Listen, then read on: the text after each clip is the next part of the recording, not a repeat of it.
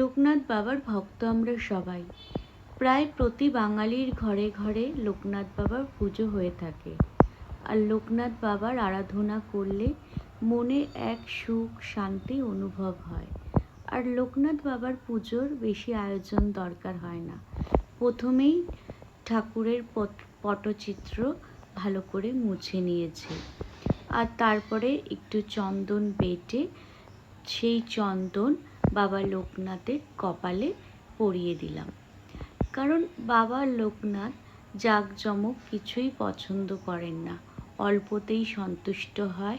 Bell ফুল বাবা খুব পছন্দ করে, এমনকি যে কোনো সাদা ফুল বাবা খুব পছন্দ করেন।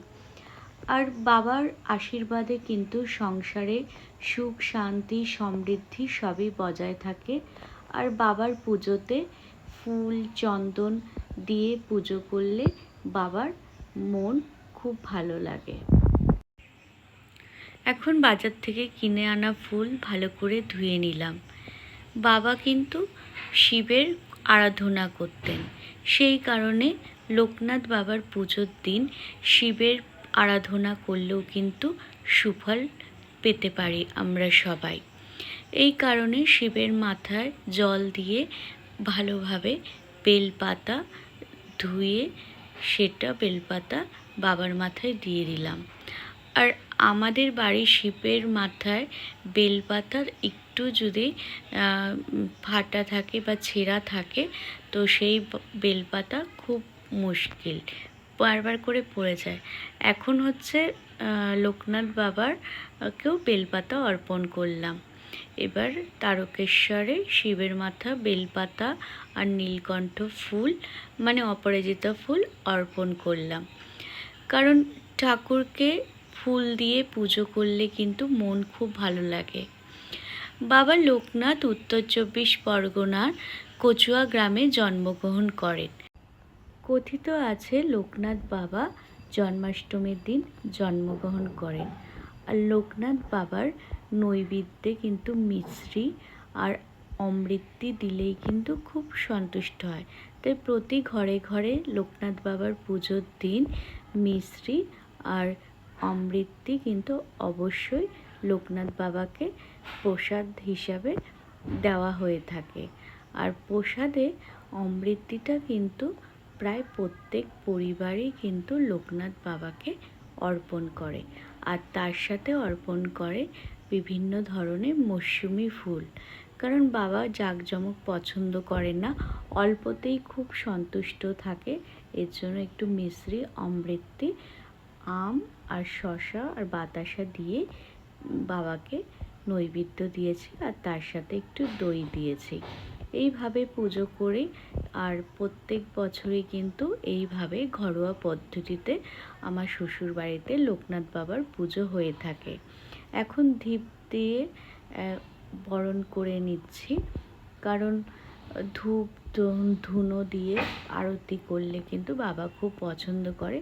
তার সাথে আমার শ্বশুরবাড়ির প্রত্যেকটা ঠাকুরকেও ধূপ দেখিয়ে নিচ্ছি।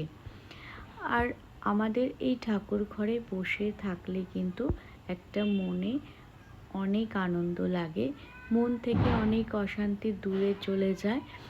আর এখন জলশঙ্খ দিয়ে সবাইকে অর্পণ করছি, কারণ ঠাকুরের নৈবেদ্য দেওয়ার পর জলশঙ্খ দিয়ে ঠাকুরকে পুজো দিয়ে নিই। আর আমাদের শ্বশুরবাড়িতে প্রত্যেকটা ঠাকুরকেই নিজের পরিবারের মতো করেই দেখা হয়, নিজের পরিবারের মতোই পুজো করা হয়। তোমরা বিশ্বাস করবে কি না জানি না, ঠাকুর ঘরে এসে বসে থাকলে মনের মধ্যে কোনো চিন্তা থাকে না, কোনো খারাপ কথা আসে না।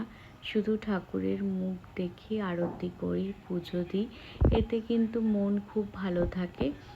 আর তোমাদের আমি ঠাকুরের প্রত্যেক দিন দর্শন করাতে পারি না, কিন্তু তোমরা আমাদের ঠাকুরের কাছে যে কোনো জিনিস প্রার্থনা করবে, দেখবে পূরণ হবে।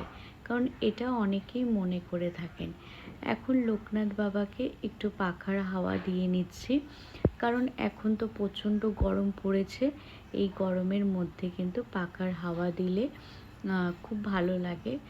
আর তার সাথে সাথে কিন্তু এখন আমার পুজো প্রায় হয়ে গেছে, কারণ দিনের বেলা এইভাবেই ধূপ আর জলশঙ্খ আর পাখা দিয়ে কিন্তু ঠাকুরকে একটু আরতি করে নিই, কারণ এইটা হচ্ছে আমার রোজকারের পুজো।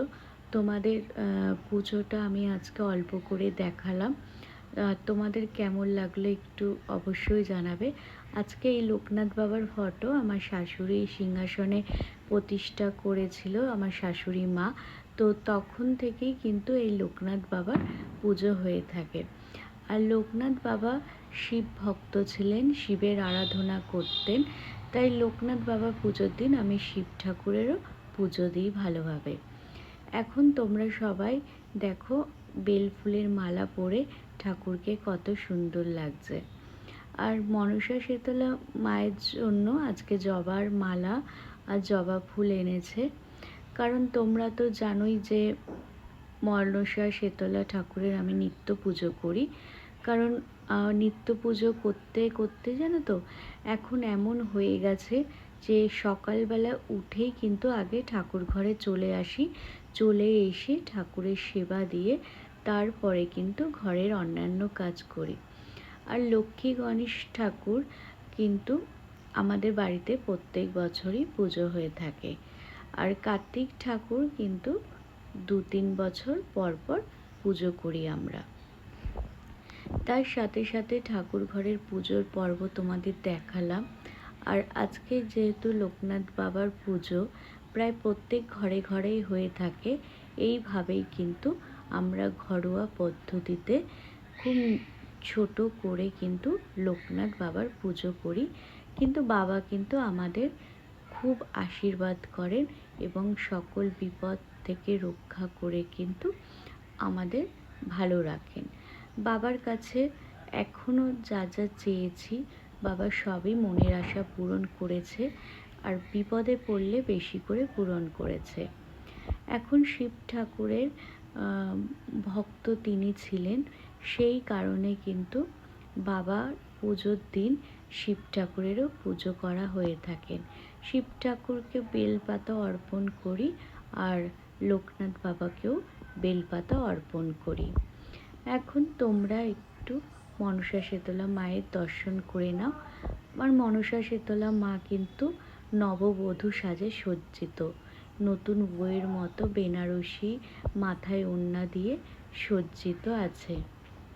আর সেই সাথে তোমরা আমাদের রাধাকৃষ্ণ, গোপাল সোনা, জগন্নাথ, সরস্বতী ঠাকুরের দর্শন করে নাও। জয় বাবা লোকনাথ।